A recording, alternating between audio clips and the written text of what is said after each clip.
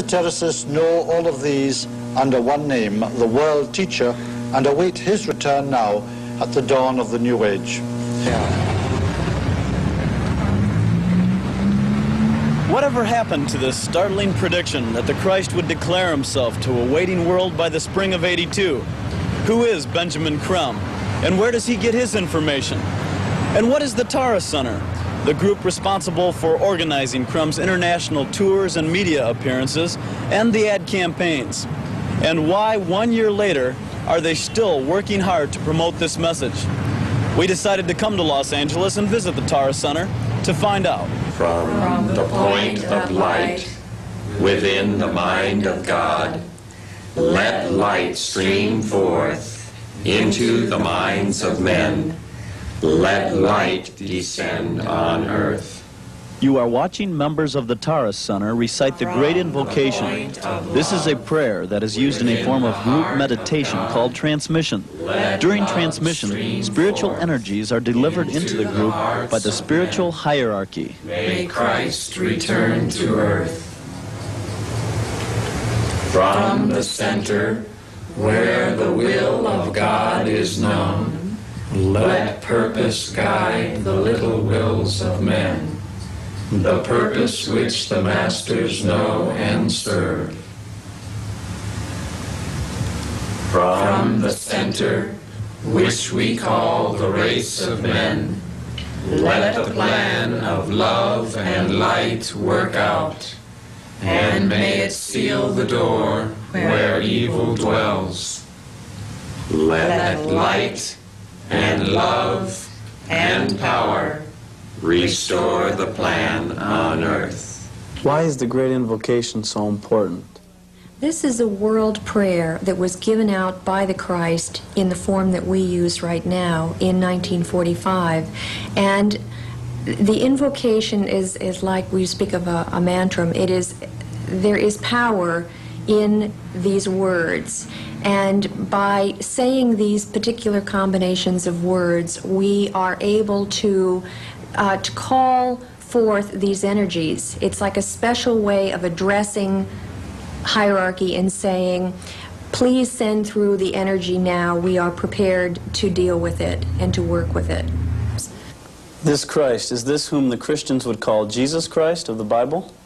Jesus is the person who at the beginning of the last age, they call him, brought forth a message of love. He brought forth the teaching that said, love your neighbor as yourself.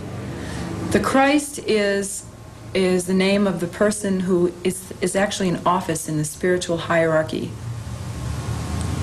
Okay. And the Christ worked through this person, Jesus, 2,000 years ago and brought forth that teaching. These are terms that are coming from a set of teachings called the Ageless Wisdom Teachings. What is the spiritual hierarchy that Tracy just talked about? There is a group of advanced beings who were formerly people who have passed through the evolutionary cycle on this planet and who stand behind human evolution and the evolutions of the other kingdoms of nature and help us out. They're mostly unknown to us people, but periodically, as she says, one of them comes forward with a teaching for the age. And this spiritual hierarchy is led by the one we know as the Christ. And the various religions of the world have their own name for him. He's known to the Buddhists as the Maitreya Buddha, to the Muslims as the Imam Mahdi, and so forth. Each major religion has a name for this being. We know him as the Christ. He worked through the Master Jesus, who is one of the members of the spiritual hierarchy during the last time, 2,000 years ago. This time we understand that he has come in his own right to the world and is currently living in an apparently physical, normal body like you or I have, as an apparently normal, regular person. What is the basis for all of this information? I've never heard this before. The teachings were brought forth from Tibet through Alice Bailey and Blavatsky by a member of the hierarchy whose name is D.K. Jwel Kul. And Djwal Khul brought forth a portion of the ageless wisdom, which ageless wisdom means that this knowledge has been given out as humanity is ready from time to time, and now we are mentally prepared for this stupendous event. So DK has brought forth a bit of the teaching for our consideration. Are you people a little bit embarrassed because last spring you put out an ad worldwide that Christ is now here? This Benjamin Crumb said he was going to be here within a few months. He never showed up. What happened? Well, it's not that he never showed up. As far as we're concerned, he is where he is, and he has been since 1977. What happened was... But didn't Crumb say that we would all know about him within months? Right, because according to Crumb and the messages and the information that he received from his own personal master, with whom he is in constant rapport mentally, this person is speaking along such powerful lines and is saying things that are so important that it was assumed that people would get interested and want to know who this guy was, would bring him forth into the public eye, and that it was up to the media. This is the whole thing that it hinges on. It's up to the media as representatives of humanity to seek him forth, because it's a news story. Here's somebody who's talking about things that are very important, and bring him to the public eye, because it's a law in the spiritual hierarchy that never at any time can humanity's free will be infringed upon.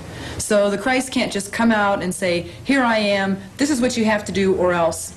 Benjamin Crumb can't say, here he is, this is what's happening, and take it from here. In the Bible it says, no one will point to the country, no one will point to the time and say, lo, he is here, lo, he is there. No one can look right at this person and say, this is him.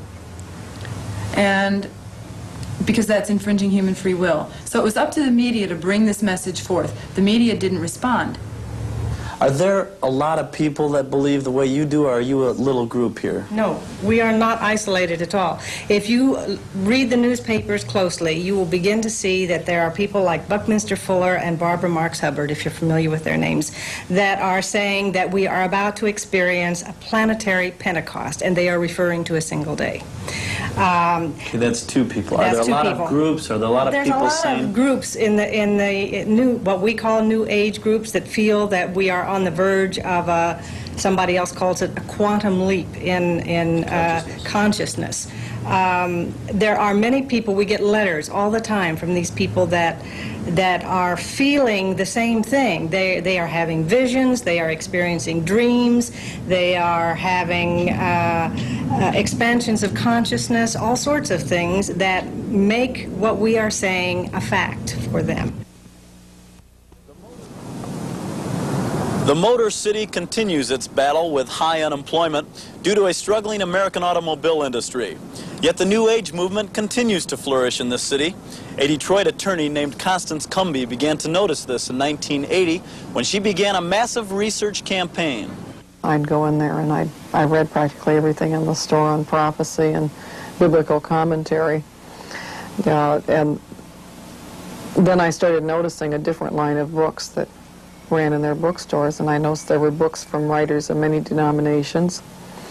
And the books didn't particularly sound like their own denomination, but they all sounded exactly like each other.